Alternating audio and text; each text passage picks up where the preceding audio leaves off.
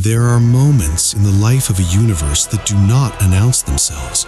No trembling sky, no crack of divine thunder, just a stillness, the specific, loaded stillness of a breath held too long. And then everything changes all at once. And afterward, no one can quite remember what it felt like when it was still possible for things to be otherwise. This was one of those moments. It began, as so many things do, with a choice someone almost did not make. Kana's voice arrives before her presence does. A single transmission, wordless, urgent, carrying the particular frequency of a mother who has learned to communicate entire worlds in the space between one heartbeat and the next. Goku feels it land in him like a stone dropped into still water. Don't let her die. He is already moving before the thought finishes forming.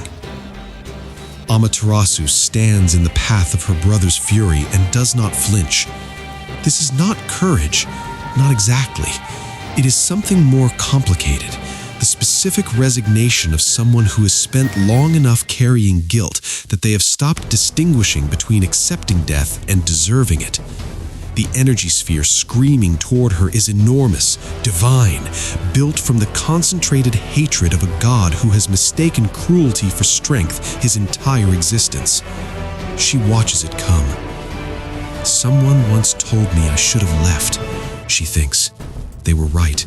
I should have left the moment I understood what I was being used for. I should have left when I still could. I should have... Goku appears between her and the end of that thought. He does not make a speech. He does not explain himself. He simply exists suddenly in the space where the sphere was going, arms raised, energy blazing outward, the impact detonating against him like a second sun being born and immediately extinguished. When the light clears, he is still standing, and his expression carries the quiet, unshakable certainty of someone who has never once required a reason beyond "this is wrong."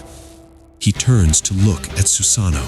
"You just attacked your own sister," he says. The words are simple. The weight behind them is not. Susano's face does something complicated, fury braiding with the specific corrosive shame of someone who knows they have done something unforgivable and has decided, in the fraction of a second available to them, to respond to that shame with more fury rather than less. "She is a traitor," he says. "She spoke to that woman, to Kana, with more respect than she has ever shown our parents, more respect than she has shown me. She chose them. She chose the enemy. She deserves to be alive," Goku says. "That's what she deserves. Everything else is something you decided." He thinks of his own sister, of what it would cost him to watch her stand in the path of someone's hatred and not move, of the specific impossibility of that. His jaw tightens. "You made me angry," he says, quiet, honest. "That doesn't happen easily." Amaterasu watches this exchange from behind Goku's shoulder and feels something she has not felt in a very long time. Not relief, not gratitude exactly. Something stranger. Something that arrives when you have been waiting for death and received, instead, the inexplicable intervention of someone who owes you nothing and chose to be here anyway. Someone had a point. I should never have stayed, never have followed orders from people who saw me only as an instrument. Even my brothers, the ones I loved, genuinely loved, they only loved the power, not the person carrying it. What a strange thing, to be mourned by the weapon and not the wielder. What a strange way to discover that you were always more than what they used you for. Susano screams. It is the scream of someone who has constructed their entire identity around dominance and is watching the architecture of that identity collapse in real time. He is the god of war. He is power given form. He has never lost anything he decided to keep, never been denied anything he decided to take. And yet here, in the face of a Saiyan who is not impressed by titles, who does not recognize the hierarchy that makes Susano significant, who looks at him and sees only someone hurting someone they should be protecting, he finds himself losing. I am the god of war, he says, partly to Goku, partly to himself. I do not die here. I do not. You already made your choice, Goku says. So did I. The Kamehameha does not ask permission. Amaterasu stands in the aftermath and looks at the space where her brother was. The grief arrives in a form she did not expect, not sharp, not sudden, but slow, like water rising. She had known this was possible, had known, perhaps, since long before this day, that the path her family walked led somewhere irrecoverable. She had simply kept not knowing it on purpose because the alternative required decisions she was not ready to make. I loved you, she says to the space. Whatever you chose to be, I loved the person you were before that, and I will carry him with me, not what you became, him. Goku stands beside her. He says nothing. Sometimes nothing is the right thing. The false universe is dying. They can all feel it, the particular quality of dissolution that moves through constructed space when the will that built it has been withdrawn. Kana is free, the cage is gone, and a universe built against the Creator's wishes cannot survive the Creator's refusal to pretend otherwise. It is ending, right now, all around them. Amaterasu takes Goku's arm. Take me with you, she says, not to the planet, not to safety, somewhere specific, as fast as you can go. He looks at her. She meets his eyes with the focused calm of someone who has finally, after a very long time, decided exactly what they are doing and why. He does not ask questions. He runs. Kaioken times 20. The air ignites around them and they are gone, crossing the distance to Kana's cage in a fraction of a second that the universe barely has time to register before it is already past. Amaterasu stands before the prison of the mother she was ordered to guard and begins to speak. Old words, ancient words, the private language of a bloodline that built its power in secret and hoarded it like treasure. The cage begins to come apart. Tsunami's voice tears through the collapsing dimension like a blade finding the exact right place to cut. Don't you dare! She throws everything she has at the cage, at Kana, at the daughter she has decided must not be allowed to be free, because a free Kana is a universe where Tsunami's pain has no purpose, where all of it was just pain, without meaning, without justification, without anyone to blame. The cage dissolves anyway, and Kana steps into the dying light of a false universe and looks at the world she never wanted to create and says with the quiet authority of someone whose patience has run out at a fundamental level, "Would someone mind looking after this old woman? These children of mine really do have no manners." Goku stares.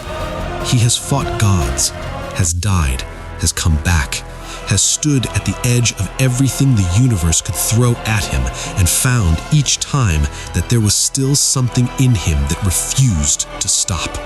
But nothing in any of that prepared him for the experience of watching Kana emerge from her prison like weather arriving. Not dramatic, not announced, simply there, filling the space around her with the particular pressure of something genuinely unlimited taking up room it had been denied for too long. She was supposed to be the enemy, he thinks. That was the story, the enemy. And yet, he watches her look at Amaterasu with eyes that carry nothing resembling hatred. And yet, the escape is Goku's problem. Chiro is occupied, conducting the specific, contained violence of someone settling an old account with the person who wronged the people he loves most, and the dimension around them is dissolving faster than anyone has time to navigate. Amaterasu explains it quickly, efficiently. The cage was the anchor, Kana's power was the fuel, and now that both are free, the entire structure is canceling itself out, taking everyone inside it along. Goku thinks fast. Not DNA, she could get hurt. Not anywhere unfamiliar. Not anywhere I can't guarantee is safe. The open space, near the priest, near the boundary of Kana's own territory, close enough to the kingdom of everything that the very gravity of the place leans towards safety. That. "Hold on," he says, and moves between one moment and the next, carrying everyone he loves and a handful of people he has only just begun to understand from a dying universe into an open sea of stars. They arrive in clean, breathless space, stars in every direction, the particular silence of somewhere that has never been used as a battlefield. Kana looks around at the familiar dark of her own domain and exhales in a way that carries 60 years of compression inside it. "You thought of neon first," she says to Goku without looking at him. "Well, yeah." She looks at him then, with the eyes of someone who sees everything, always, who has spent so long watching the universe that she has learned to read its intentions the way others read faces. "Good," she says simply, and somewhere in the distance, Sanarmi and Shiro begin to move toward each other with the gravity of unfinished things. Amaterasu stands slightly apart from the group. She watches Kana, watches Goku, watches the easy, unperformed warmth of people who have chosen each other across impossible distances and difficult years, and every reason the universe could manufacture for them to give up.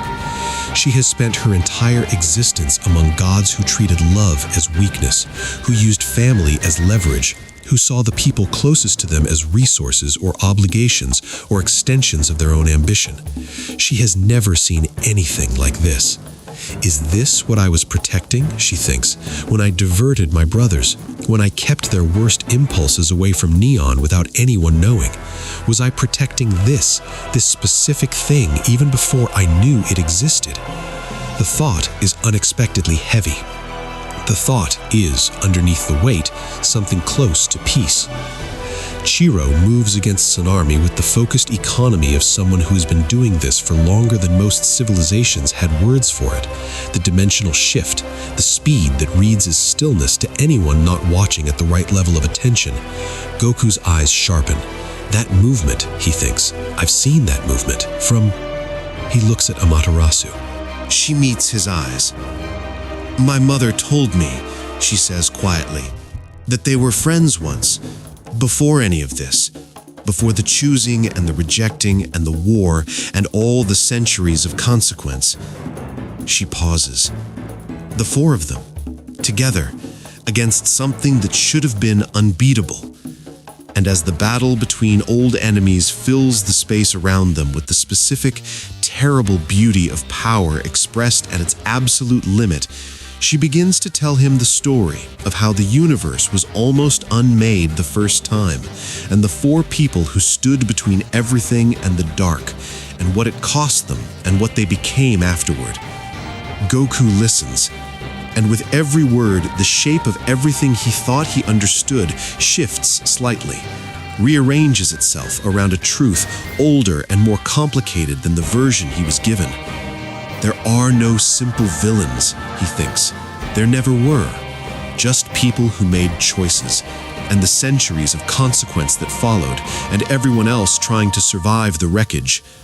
He looks at Shiro, at the demon prince who chose love over legacy and has been paying for that choice ever since. He thinks about his own choices, about everything still ahead. The stars burn around them. In the deep dark at the edge of everything, behind walls that have been holding for a very long time, something ancient stirs and begins with infinite patience to remember what it was made for. The story does not begin where most people think it does. It does not begin with a cage or a war or a goddess weeping in a divided universe. It does not begin with hatred or betrayal or the long, slow calcification of love into something unrecognizable.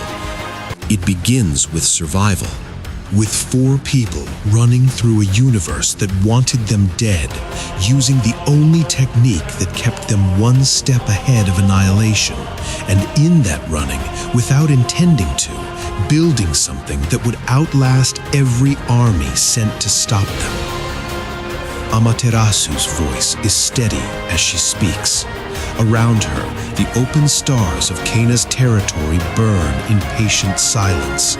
Everyone who matters is listening. Goku with the focused stillness of a student who understands that what he is hearing will change how he sees everything that came before it. You, with the particular attention of someone whose own existence is woven into every thread of this story. Nin beside Goku, with her hand in his, feeling the weight of each revelation move through him like weather. The instant transmission, the dimensional shift, techniques that Goku has used so many times they have become instinct, extensions of himself. And here, now, he learns for the first time where they were born, not in a training ground, not in careful study, in desperation, in the specific, sharpening clarity of people who would die if they stopped moving. They invented survival, he thinks, and survival became a language, and the language became everything I know. Cheeto never planned to stop running. That is the part of the story that surprises Goku most. Not the strength, not the techniques, not the eventual victory over a clan that had the numbers and the fury and the full weight of the Demon King's obsession behind it. What surprises him is the moment, the specific human moment, when the most powerful demon prince in existence looked at himself, cornered, hunted, perpetually retreating, and decided that this was not who he was. I am strong, he must have thought. I have always been strong. I have been running from the wrong thing. He stopped, he turned, and he began to teach. The gods learned fast. Of course they did. They had the best teacher in the universe and the best motivation. Every morning they woke up knowing that somewhere beyond the edge of wherever they had escaped to, 23 supreme demons were waiting with a patience born from certainty. The Demon King was not worried. His son would come back eventually. They always came back. He did not understand yet that Chiro had stopped being the kind of person who comes back. He had become, without anyone's permission, the kind of person who arrives. And during all of it, Amaterasu says quietly, my mother was not the only one who fell in love. The words settle over the group like a change in atmospheric pressure. Subtle, significant. Sanarmi. Goku thinks about the goddess they fought, the fury, the obsession, the decades of hatred that had compressed itself into something almost geological in its density. He tries to place inside that image the younger version, the warrior who fought beside Chiro through impossible odds, who learned his techniques, who watched him look at Kana with eyes that would never turn in her direction, and who carried that in silence through battles that should have killed her, because what else could she do with it? Love that has no place to go, he thinks, does not disappear. It just becomes something else. The trap was Chiro's finest work. 23 supreme demons, the most powerful beings in existence outside of Chiro himself, led across the length of the universe by a traitor they thought they finally had cornered. The rage of the betrayed, the absolute certainty of predators who have been patient long enough and can now finally close the distance. They were so certain. They were so completely, fatally certain. Chiro vanished. And when he reappeared, he was standing at the northern point of the most powerful sealing technique ever conceived, built from demon power and divine power in equal measure, requiring 4 bodies at 4 cardinal points, designed by the only mind in existence brilliant enough to understand that some enemies cannot be destroyed, only contained. The seal closed. The universe exhaled for the first time in a very long time. And then, Amaterasu says, and something in her voice shifts, becoming quieter, more careful, the way voices get when they are approaching the part of a story that costs the most to tell. And the war between friends began.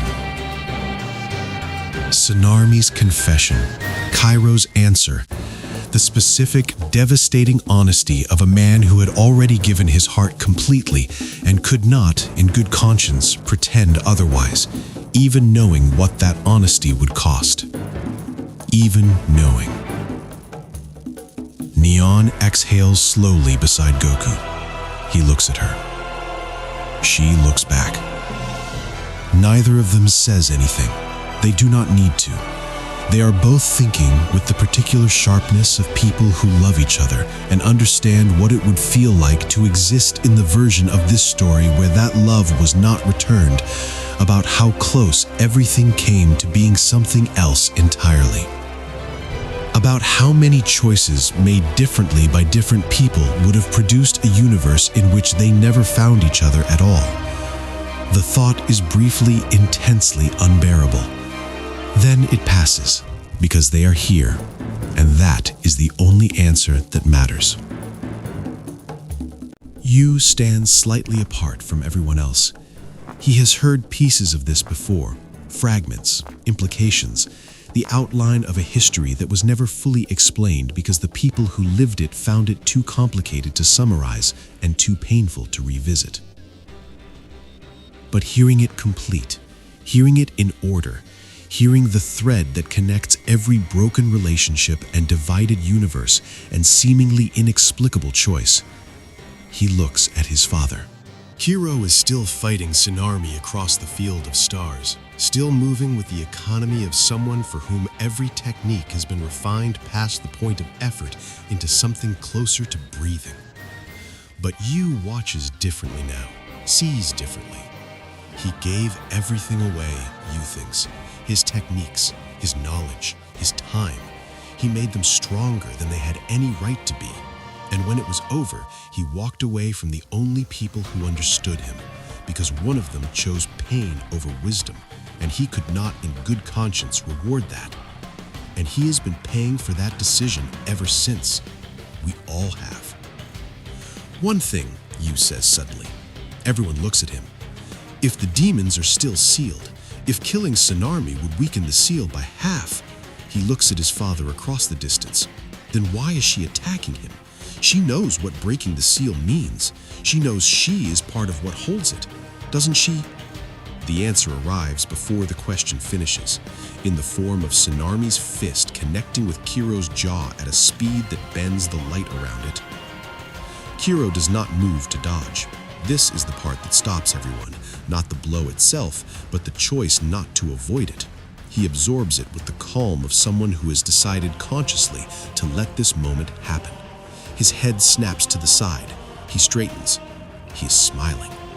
Not cruelly, not with the performance of someone trying to seem unbothered, with the genuine, complicated expression of a man who was looking at someone he once loved deeply, and seeing, still, through all the decades of damage, the person they were before they made the choices that unmade them. You hate me, he says, and yet everything you throw at me, every technique, every combination, every instinct you have trained into your body, all of it came from me, from what I taught you. Tsunami hits him again. He takes it. If you truly wanted to surpass me, he says very quietly, you should have invented something of your own. You had the ability. You always did. You just spent too long trying to beat me with my own weapons instead of finding yours. The words land. They land in a way that physical impacts cannot, in the specific, undefended place that opens up in people when someone who knows them completely says something true they have been avoiding for a very long time. Tsunami's rhythm breaks, just for a moment, just enough. Shut up, she says. You know I'm right. Shut up! Then quieter, the fury dropping for just a fraction of a second to reveal what has always been underneath it. You don't get to do that. You don't get to see me clearly after everything. You lost that right when you walked away. Kiro is quiet for a moment. Maybe, he says, but the truth doesn't care about rights. And then, almost conversationally, with the tone of someone making an observation rather than a declaration, he says it. The Saiyan, Goku, the power that has been growing since the first time they crossed paths, the trajectory that the purple eyes have been tracking with quiet astonishment for longer than anyone realizes. He will surpass me someday, Kiro says, and he is not even close to his ceiling yet. The effect on Sonarmi is immediate and disproportionate, because it is not the content of the words that hits her, it is the delivery, the complete, unperformed sincerity of a man who has never needed to diminish anyone to feel certain of himself, extending that same certainty toward a mortal warrior who should not exist at this level and does anyway. She hits him harder. He takes it with that same infuriating, unassailable calm. And across the field of stars, Goku watches this exchange and feels something shift in his chest that is not quite understanding, but is the thing that precedes it, the moment just before a pattern resolves into clarity, when you can feel the shape of the answer forming even if you cannot yet name it. Kana intervenes, not with a weapon or an attack, or even a particularly dramatic gesture, just the placement of herself between the combatants and the collateral damage expanding outward from their exchange, absorbing what reaches her with the practiced efficiency of someone for whom this has always been the role. Protector, anchor, the fixed point around which everything else orbits. The universe is suffering. The kingdom of everything trembles at the edges of their perception. The forbidden universe, sealed and shielded by Chihiro's protection, remains untouched, a bubble of quiet in a sea of escalating devastation. Sonarmi turns a second wave of energy toward Kana. Toward Kana. Yu moves. The Kaioken multiplies past anything comfortable, past the numbers that make physical sense, into the territory where the body becomes something it was not designed to be and holds itself there through will alone. He catches the energy with his hands bare, burning, and the impact travels through him like a fault line opening. It hurts in a way that does not have adequate language. He holds anyway. I will not lose her, he thinks. Not now. Not after everything it took to get her back. Not like this. Nin watches from across the battlefield, with her hands clenched and her heart in her throat, and the full, terrible knowledge of someone who understands exactly what her brother is doing to his body, and cannot stop it, and would do the same thing without hesitating. Goku is already moving. He does not announce it, does not calculate it. He simply sees Yu's arms beginning to buckle under the third wave of compounding energy and moves, because this is what he does, has always done, will always do, and places his own hands against the force alongside Yu's, the Kaioken igniting around both of them, two bloodlines pressed against the same impossible weight. Sonarmi stares. How, she thinks. How are they? The techniques of the ancient gods, she says, almost to herself, almost with something that in a different life might have been called wonder. Used by children who were not born to them, used by a Saiyan who learned them in a single lifetime. She looks at Goku. He looks back. In his expression is the thing that has always unsettled her most, not power, not defiance, but the absolute foundational absence of the kind of pride that needs to diminish something else to exist. He is simply here, completely uncomplicated here. There are more like him, she thinks suddenly, in that universe, that race, if they are all capable of this. The thought is interrupted by the energy finally, explosively failing. But the seed of it remains, planted in the deep dark, behind walls that have held for longer than most stars have burned. In the deep dark, behind walls that have held for longer than most stars have burned, the pressure increases. Not dramatically, not with announcement, just the slow geological certainty of something enormous that has been patient for a very long time and can feel now with the sensitivity of the truly ancient, that the walls are thinner than they were yesterday, thinner than they were a decade ago, thinner every time a battle of this scale shakes the universe that contains the seal, thinner every time the people who hold it together bleed. The Demon King does not move yet. He simply opens his eyes and waits, as he has always waited, for the moment that was always going to come. The edge between living and dying is not a line. It is a frequency, a specific vibration that the body learns to recognize when it has been close enough, often enough. Something that hums in the bones and sharpens everything, strips away what is unnecessary, leaves only the essential truth of what a person is made of when there is nothing left to hide behind. Goku knows this frequency well. He is living inside it right now.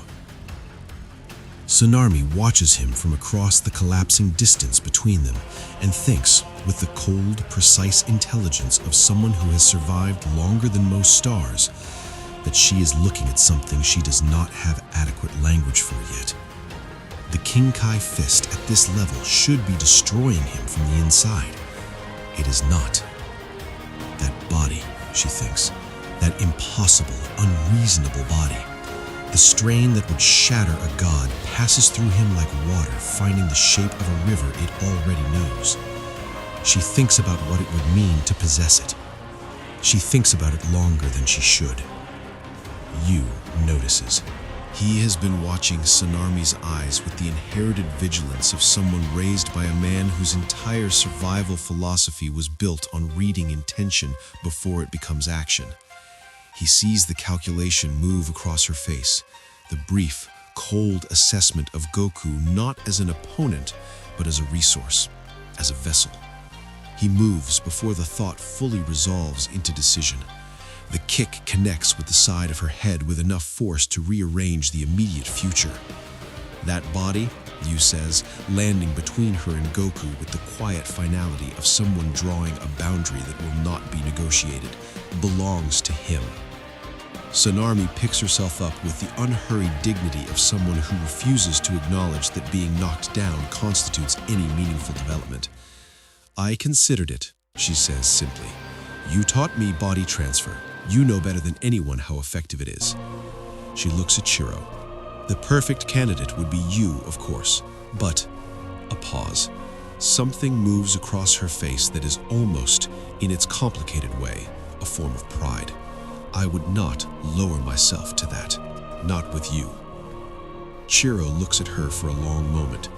Then he throws the sphere.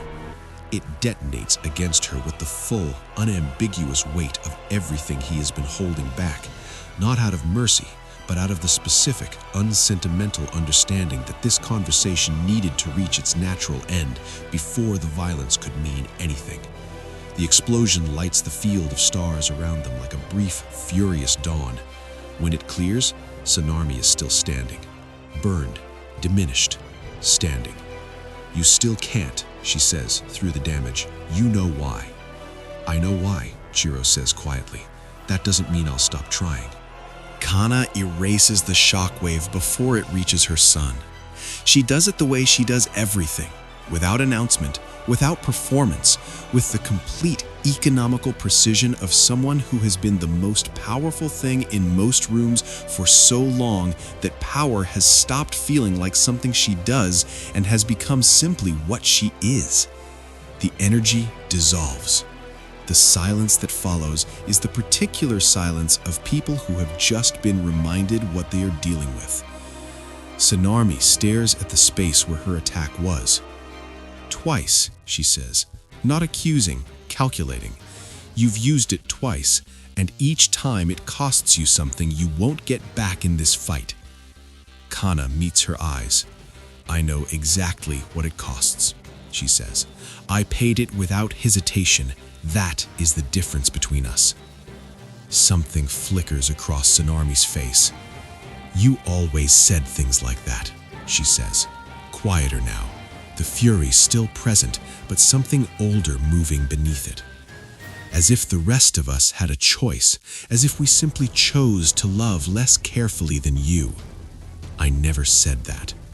You never had to. The flashback arrives without warning. It does not announce itself the way dramatic memories do in stories. It simply surfaces, the way the oldest things surface, from the deepest part of the water, slow and unstoppable, and carrying everything it collected on the way up. You on the ground, 10 years old, crying in the way children cry when they do not yet have the pride to pretend they are not hurting. Kana's voice, again. And then Chiro's voice from somewhere behind her, gentle in the way of someone choosing their battles. He is a child, Kana. The world he will need to face is not here yet. Kana did not turn around. It will be. That is the only certainty this universe has ever offered. You, wiping blood from his chin, looking up at both of them with eyes that were already, at 10 years old, trying to understand something too large for the container he was living in. Will you be there? When I'm 15, when you take me to face that destruction god, will you both be there? A pause. Of course, Chiro said. He meant it. He always meant everything. Yu comes back to the present with something wet on his face that he does not immediately acknowledge. Mama, he says. Just that. Just the word. Carrying everything the flashback carried, plus everything the years since have added to it. The absence, the training, the waiting, the reunion, the having her back now finally after so long of not. Kana looks at him. Her expression does something she would not have permitted it to do in front of anyone else. Something that is not composed. Something that is simply, honestly, a mother seeing her son clearly and being moved by what she sees. I am proud of you, she says. I have always been proud of you, even when I could not say it in a way that reached you. Yu exhales. I know that now. Tsunami watches this. She watches it with the expression of someone observing something through glass, able to see it completely, unable to touch it, not entirely sure if what she is feeling is contempt or its precise opposite. How moving, she says. The cruelty in her voice is working harder than it usually has to. The tears, the declarations, the family that suffers beautifully together. She pauses. I never cried for my children, not once. They were useful or they were not. That was the entirety of what they were to me. She looks at Kana. And you pity me for that. I don't pity you, Kana says. I grieve for who you could have been. The silence that follows is enormous. Something moves across Tsunami's face that she extinguishes immediately, too fast for most people to catch. But Yu catches it, and Goku catches it, and Kana, who catches everything, holds it quietly in the space behind her eyes. Yu steps forward, not recklessly, with the measured, deliberate courage of someone who has decided that this moment requires a particular kind of presence and has chosen to provide it. He looks at Tsunami with his father's eyes and something of his mother's precision and something entirely his own that neither of them could have produced separately. I'll fight you, he says, not because Kana asked me to, not because Goku needs help, because you are the most powerful thing I have ever stood in front of, and my blood has been asking for this since before I had words for it. Tsunami stares at him. For a moment, just a moment, the calculation in her eyes gives way to something that might, in a very generous reading, be called recognition. Kiro's son, she thinks. Of course. You'll lose, she says. Maybe, he says, but you'll remember it. Goku appears between them, not to stop it, but because Tsunami's attention has shifted, and in that shift is the specific, dangerous opening of someone whose guard has been moved by emotion rather than lowered by exhaustion. He is already moving when the sword of Ki forms at her fingertips, already past the point where it should have been possible to react. Already, the blade passes through empty air. Tsunami blinks. The afterimage dissolves. Goku is behind her. I'm not a decoration, he says pleasantly, And I'm not a body to borrow, and I'm not something you can file away and deal with later. He pauses. I'm the person you have to go through. She turns, studies him. The calculation returns to her eyes, but changed now, recalibrated, running against a new set of variables that keep refusing to produce the expected output. Clean, she thinks. His heart is completely clean. No ambition, no cruelty, no darkness to find purchase in and pull. She reaches, the subtle, practiced intrusion of a goddess who has bent the will of warriors for centuries and finds nothing to grip. There is nothing here, nothing I can use, nothing I can turn. He is genuinely, impossibly, completely himself. Something cold moves through her. Not fear, something adjacent to it. You cannot be enslaved, she says slowly. There is nothing in you that wants something badly enough to be leveraged. I want things, I just don't want them the way you're looking for. She looks at him for a very long time. Then I will kill you, she says finally, since I cannot use you. You can try, he says, and means it, without bravado, without performance, without any of the theatrical weight that statement usually carries, just an honest accounting, an acknowledgement of the situation as it actually is. The power prison arrives like a door closing on the universe. One moment, Goku exists at full capacity, energy flowing, instincts firing, the long accumulated history of everything he has become humming through him with the confidence of something well used and well understood. The next moment, nothing. Complete, absolute nothing. Not pain, not restraint, absence.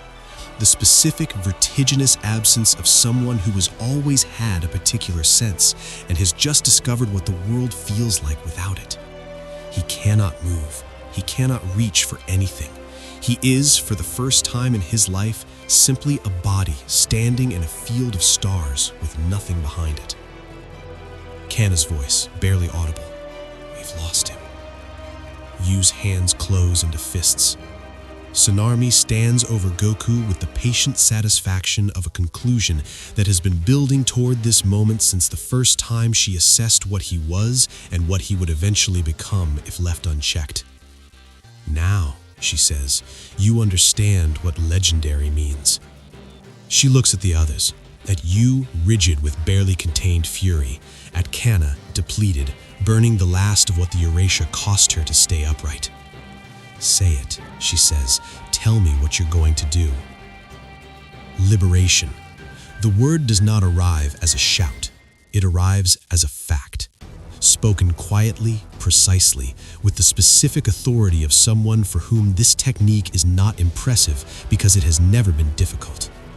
Goku's energy returns like a tide that was never really gone, just briefly redirected, briefly held, briefly contained by something that turned out to be insufficient for the task of containing him.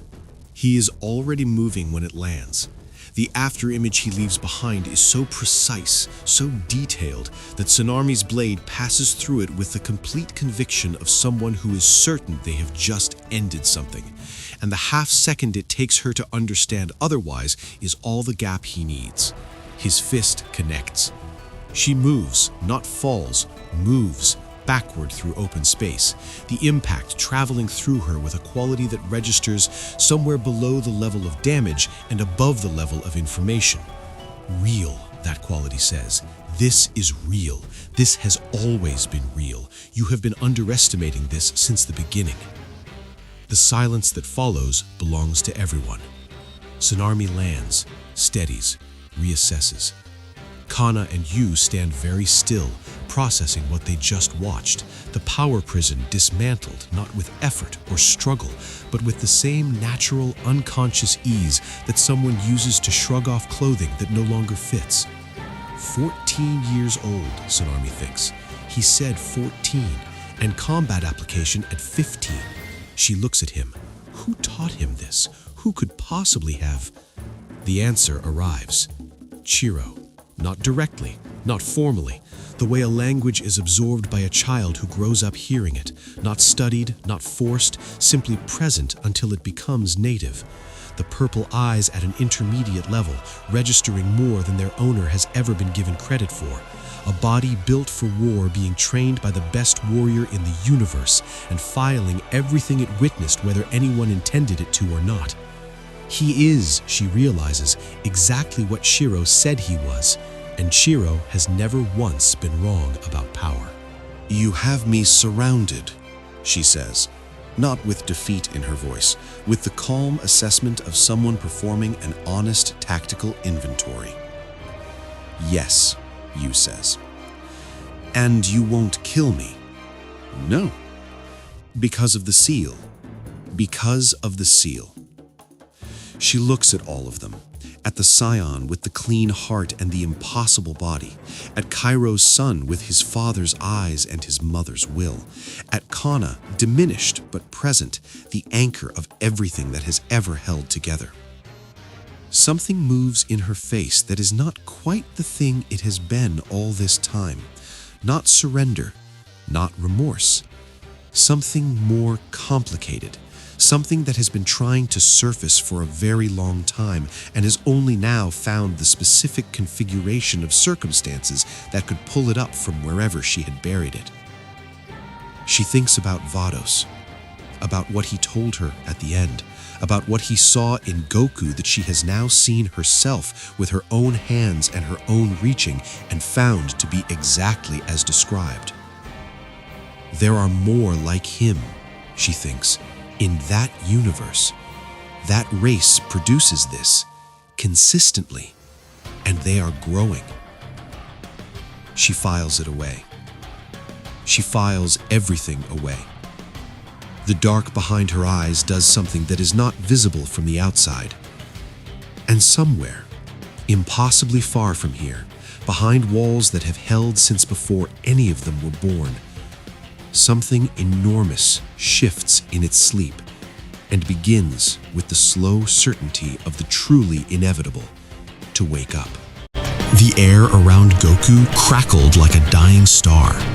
His hands weren't moving, they were trembling, not from weakness, from restraint, from the singular volcanic effort of a warrior who wanted to end this but hadn't yet given himself permission. Saname stood across from him, and any other being in any other universe would have already surrendered. But she didn't fight like someone who believed she could win. She fought like someone who had already accepted losing and was simply buying time. Energy spheres erupted from her palms in rapid succession, dozens of them scattered and wild, not aimed to destroy, aimed to distract. Goku swept through every single one, his aura in raid form blazing hotter with each second that passed, not dimming, not stabilizing, but growing, unnaturally, unstoppably. She saw it too, and for the first time something flickered behind her eyes that wasn't arrogance. It was calculation. Goku vanished. The space where he'd stood became empty air before the sound of his movement even registered. He reappeared directly in front of her, and his hand closed around her throat with a grip that carried the full weight of everything she had put Neil through. Every year of silence, every stolen tear, every moment of joy that had been buried alive under her cruelty. He didn't squeeze, not yet, but his eyes said everything his mouth refused to. This is what you made of him. This anger, this grief, it wears his face now. Saname didn't flinch. She laughed. Not a nervous laugh, not a desperate one, a genuine, almost delighted laugh, as though this moment, her throat in the hand of a god-level warrior was precisely where she had wanted to be. "You're getting stronger," she said, her voice strained but steady. "Right now, I can feel it. Your body just stopped fighting itself." Goku said nothing. "The tension in your muscles, in your bones, it's gone, isn't it? You've stopped limiting yourself. Your body has finally accepted what it's capable of." She tilted her head slightly, even as his grip tightened. "Which means even if you multiplied that power 100 times over, you could carry it, you could survive it." She smiled wider. "I almost envy you." Before Goku could process the meaning behind her words, the ground behind them shifted. Siro walked forward through the destruction, slow and deliberate, his body carrying wounds that would have killed lesser beings 3 times over. In his hand, he held the unconscious form of his companion, and without ceremony, without warning, he threw him. The body cut through the air like a launched weapon, aimed directly at Goku and Saname. Goku released her, stepping aside in a single fluid motion. The body crashed into the space where they had been standing. When Goku looked back, Saname had already repositioned, but something in her expression had shifted. Siro's arrival had changed her arithmetic. She looked at him, not with hatred, but with something more dangerous. Recognition. You always looked at everyone like they were beneath you. Saname's voice dropped. The mockery was gone. What replaced it was almost philosophical, the tone of someone reciting a history they'd lived too long inside. You remember when that arrogance was fear wearing a mask, when the demons made you tremble, Siro, when even you, even the great divine seal, shook at the thought of what was locked away. The words landed differently than an attack would have. Siro's expression didn't change, but his silence spoke. When they wake up, let's see if that confidence survives the reunion. Don't, Siro said quietly. One word, absolute. 3 of them match you evenly. The rest would bury everyone standing in this space right now. Her eyes moved across the group slowly. You think your anger at me is justified? Then think about what happens after I die. Think about the seal. Think about what your righteous revenge actually costs. No one moved.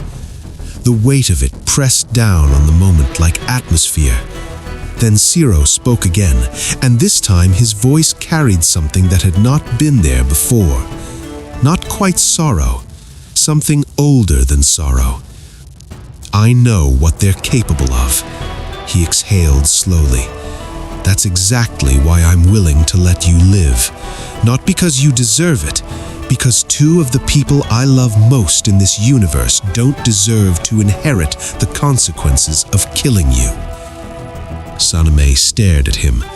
For one impossible moment, something moved across her face, a crack in the architecture of a woman who had built herself entirely out of control and contempt. Then she sealed it shut. Your life, she said softly, means nothing to me, and neither does your mercy. She pressed her hand flat against her own chest. I spent every year of my existence as Canada's shadow. I was a goddess who was never allowed to be one. I loved someone who loved another universe more than he loved me. I suppressed everything, every feeling, every scream, and I buried myself alive inside a life that was never mine. Her voice didn't waver. This is not surrender. This is the only choice that has ever felt like mine. Goku felt it before he saw it. The energy building in her wasn't like a battle technique. It wasn't targeted. It had no direction, no enemy, no purpose beyond one: to end the equation entirely. Divine protection. The words left her lips like a decree. Golden light erupted from her body, spreading outward across Siro, across Amaterasu, across the surrounding space. Not warmth, weight. The kind of energy that didn't protect so much as it committed, locked every variable in place before the detonation. Goku moved, not toward her, toward Siro, because Goku was still thinking like a fighter, still calculating, still convinced that raw speed and power could intervene in something that had already been decided 3 moves ago. Kana was faster. Her energy wrapped around him like a second atmosphere, holding him back, not restraining him out of doubt, but out of love, out of the knowledge that some battles are not won by the strongest body in the room. The explosion that followed was not loud. That was the strangest part. It expanded in near silence, a blinding, total, universe-filling white, and then contracted, and then there was debris where there had been people, and smoke where there had been light, and Cyro standing at the center of it with one hand pressed hard against his chest. "The seal," he said quietly to no one. "It's weakened." He exhaled. "But it's holding." Kana's voice came from somewhere to his left, tight and controlled in the way that only barely concealed fury. "One of them survived. It wasn't a question." "I can feel it," Cyro confirmed. "If both had died, I wouldn't still be standing." Kana turned away, staring at the ruins of what had once been a section of the universe itself. Her jaw was set, her hands were still, and inside the quiet of her expression, something had already been decided. They returned to the planet of DNA like exhausted travelers who had forgotten what stillness felt like. The barrier dissolved at Cyro's command and the group descended. And before anyone could speak, before the dust of everything that had happened could even begin to settle, Neil came running. She saw her parents. She felt the joy before the thought arrived, the way children feel things that adults have learned to delay. And then she counted the faces, and then she stopped. The question on her face was unbearable. Goku answered it before she could ask. "He's alive. He's with someone important to him." A pause, a rare softness. "He'll be back." Neil looked at him for a long moment. Then she laughed, and it was the kind of laugh that releases something you've been holding for years without realizing it. Amaterasu stood slightly apart from all of it, watching this family reassemble itself around warmth and noise and collision, watching Neil fly into Kana's arms, watching Cyro's exhaustion become something gentler in the presence of his daughter, watching Goku look at the chaos of the reunion with an expression he probably didn't know his face was making. She thought, "My parents caused all of this." Then she thought, "And these people are still standing here, still choosing this?" Neil turned to look at her. The hatred that had lived in that gaze since childhood, since a day when Neil had been 8 years old and had seen something she could never fully explain, flickered, shifted. Kana said something quiet. Neil listened the way you listen when the person speaking has never once been wrong about anything that mattered. "If you say so, because there's no one wiser than you in this universe." Amaterasu stood very still. She had been prepared for rejection. She had been prepared for grief. She had not been prepared to be included. The celebration that followed was enormous and inappropriate and exactly what everyone needed. Cyro announced a union with the energy of a man who had faced death multiple times in one day and emerged absolutely certain about the one thing he'd always been certain about. Neil protested with the full force of her personality. Goku caught her when she launched herself at him, and they held on to each other the way survivors do, not gracefully, but completely. And on a distant planet, under a different sky, Yuma opened her eyes. The mental weight that had lived behind them for so long, the invisible hand on the back of her thoughts, steering, controlling, owning, was gone. She blinked. She breathed. She was herself again. Far from the celebration, far from the warmth, in a dimension that exists between the cracks of the known universe, a woman lay broken against the darkness. Her body was a record of everything she had survived. Burns, fractures, the internal wreckage of a technique that had been designed to kill her along with everything else. Saname breathed, slowly, painfully, deliberately. She pressed one hand against the ground and pushed herself upright, and the fact that she was able to do so at all was either a miracle or a curse. Even she wasn't sure which. But her eyes were open, and behind them, something was turning. Not grief, not defeat, strategy. She had felt Goku in that final moment, really felt him, the way a scientist feels the edge of a discovery, the way a predator recognizes something new in the ecosystem. A Saiyan, a being whose power didn't plateau, didn't stabilize, didn't stop. "Are Are there more like him? The thought spread through her the way a fire spreads through something that has been dry for a very long time. She exhaled, and somewhere beneath the universe, in a place no celebration could reach, something ancient shifted in its sleep. The seal was weakened, and the woman who knew how to break it completely was still alive, still planning, still breathing. The morning after a union that had shaken the stars, the universe exhaled. But peace in this world had never been anything more than the silence between storms. Far from the warmth of celebration, in a dimension that existed between the cracks of known space, a woman who should have been dead was still breathing. Saname pressed herself against the cold dark and thought of only one thing: not survival, not rest, revenge. The kind that doesn't cool with time, the kind that calcifies into something harder than bone, sharper than any divine technique. She would free the demons, and she would watch everything Zero loved turn to ash. On the Forbidden Planet, the silence of early morning shattered before the sun had fully risen. Explosions tore across the landscape in rhythmic bursts, deliberate, controlled, purposeful.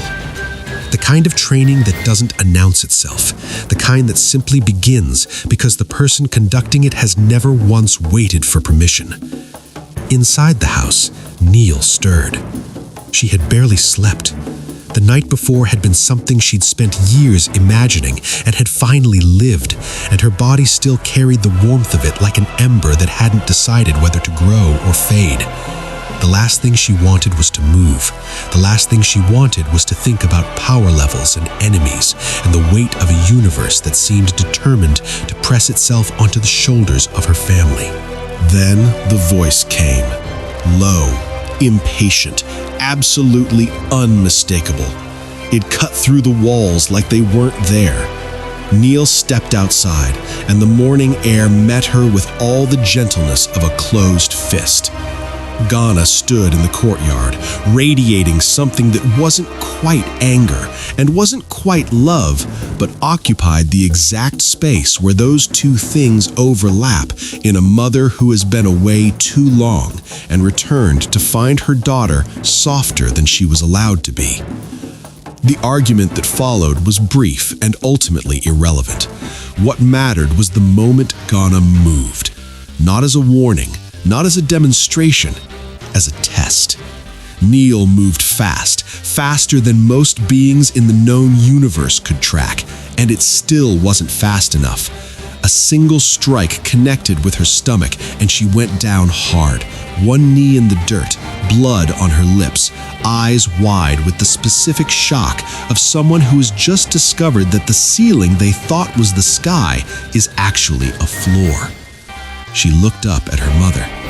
Kana looked back without apology, without cruelty either, just with the clear, terrible honesty of someone who loves you enough to show you exactly what you are before the enemy does.